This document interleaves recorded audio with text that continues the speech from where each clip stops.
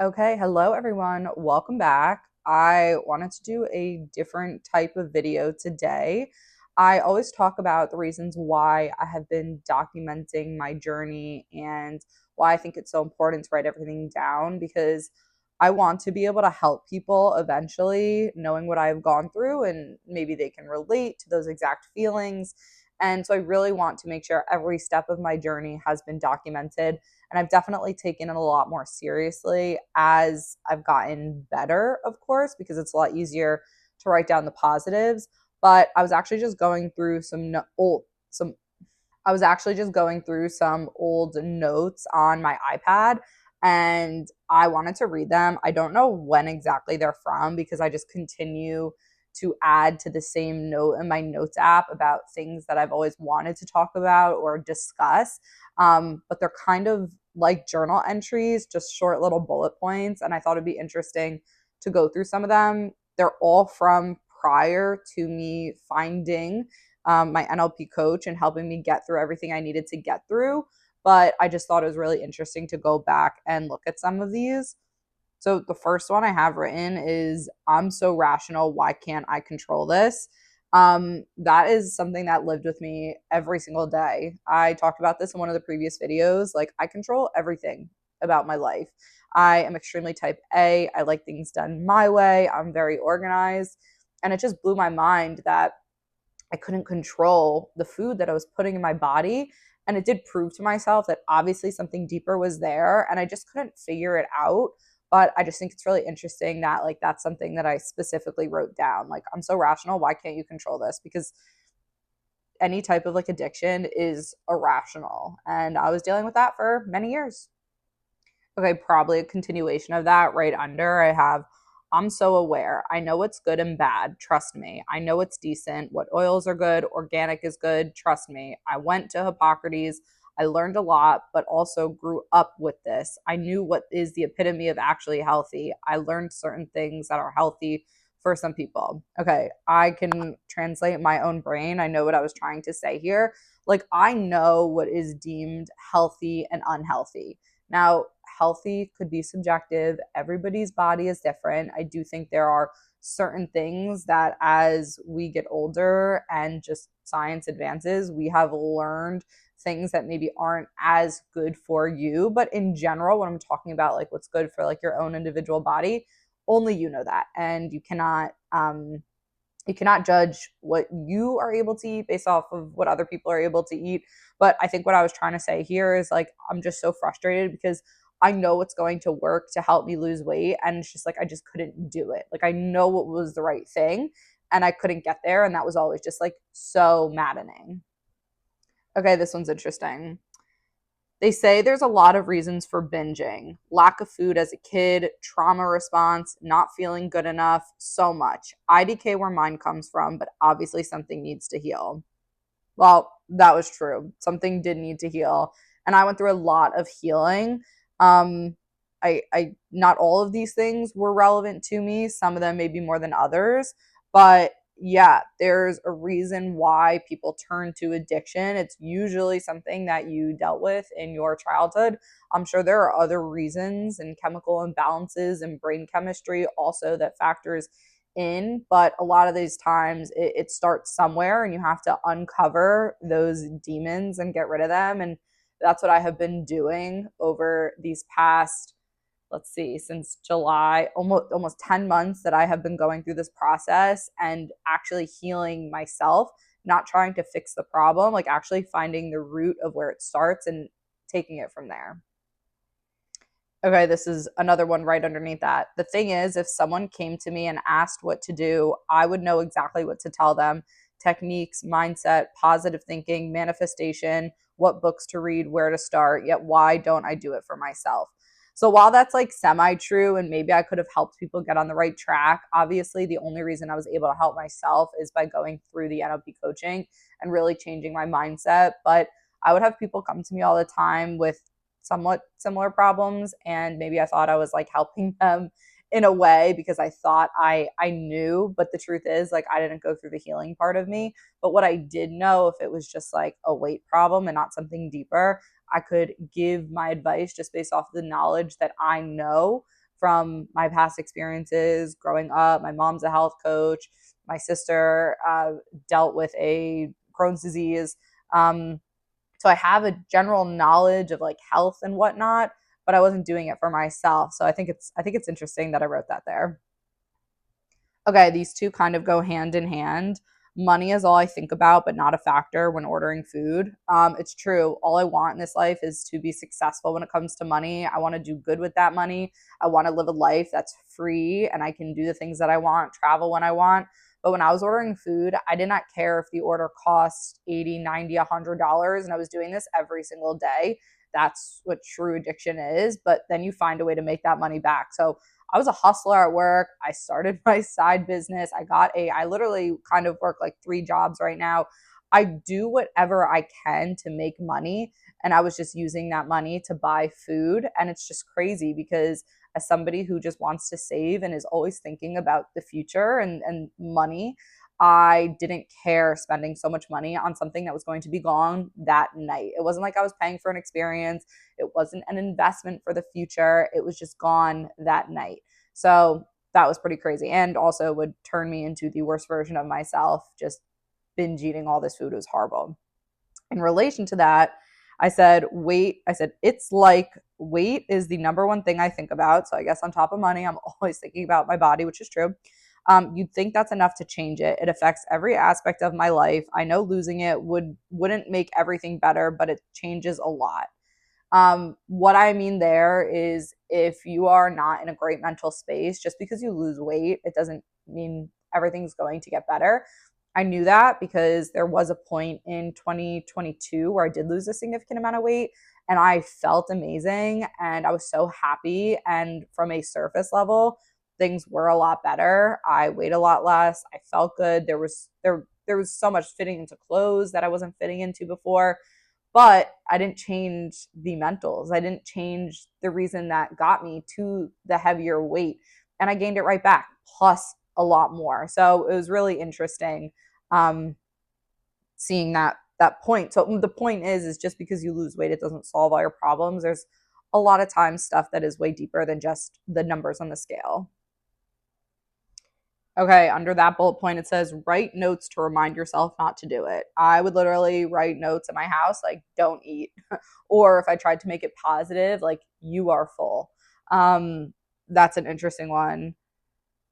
I wrote, you put something on it so you can't eat. Heard that for the first time someone else did it. This is definitely something I've done before. I've thrown food away in the trash that I didn't want to eat and covered it in like soap so that I couldn't go back and eat it. Yeah, that seems crazy taking something out of a trash can, but like if you just plop it right down and it's sitting right on top, is there a world where I went back in and grabbed something? Probably. And I remember listening to a podcast, and it was a comedy podcast, so they kind of do it in like a joking way. But one of the hosts was saying that's what he does is he puts Dawn dish soap on his pizza and throws it away so that he doesn't touch it again. And I remember like laughing because it was funny, and then being like, oh, actually, that is something that I have done in the past too. Okay, last night up all night because so full. This was me every single night. Before I started my journey, and I would say before I started taking the tirzepatide, I went to bed every single night full, every single night, no matter what. It was unbearable. It was so bad. My sleep quality is so bad because my body was so focused on trying to digest the food. It wasn't healing and I wasn't getting any better. So on top of just like putting horrible crap into my body, I was also not getting good rest because I would go to bed so full every night, wake up so feeling so disgusting every morning. It was actually painful. Okay, this is an interesting one. People legit talking about how they felt so bleh from the weekend and need to detox. Could have sworn they didn't eat that bad, and I just keep on going. This is in reference to if I spent the weekend with family or friends and they would say that for themselves they didn't eat the best and they felt like they needed to detox after the weekend. And in my head, when I looked at what they ate, I'm like, wow, actually, what they ate really wasn't that bad compared to what I was eating.